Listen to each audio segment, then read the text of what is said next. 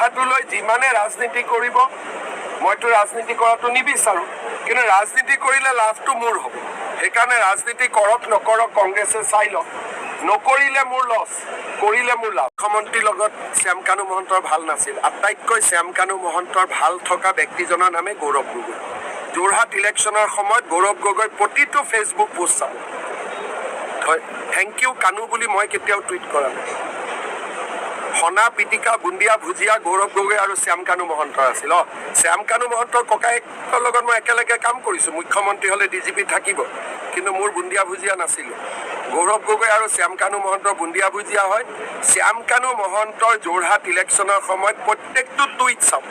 তিনি গগৈৰ ওপৰত শ্যামকানু মহন্তই লিখা ছ'চিয়েল মিডিয়া পোষ্টবিলাক আপোনালোকে পঢ়ক। গতিকে তেওঁৰ লগত যাৰ ভাল, দুদিন পিছত ক'ব মোৰ ল'ৰা ছোৱালীৰ লগত হিমন্ত বিশ্ব শৰ্মাৰহে ভাল। তেওঁলোক কেনেকৈ ব্ৰিটিছ হ'ল মইতো গম নাপাওঁ, হিমন্ত দাহে কৰি দিছে। দুদিন পিছত তেনেকুৱা হ'বগৈ। আৰু জুবিনৰ দোষীসকলক যে এনেকৈ আনিম, আজিতো ছিংগাপুৰৰ পৰা এজন হ'লেওতো ধৰি আনিলোঁ। কেতিয়াবা অসম পুলিচে আগত পাৰিছিল নেকি? গতিকে এই কথাটোলৈ যিমানে ৰাজনীতি কৰিব মইতো ৰাজনীতি কৰাটো নিবিচাৰোঁ, কিন্তু ৰাজনীতি কৰিলে লাভটো মোৰ হ'ব। সেইকাৰণে ৰাজনীতি কৰক নকৰক কংগ্ৰেছে চাই লওক, নকৰিলে মোৰ লছ, কৰিলে মোৰ লাভ।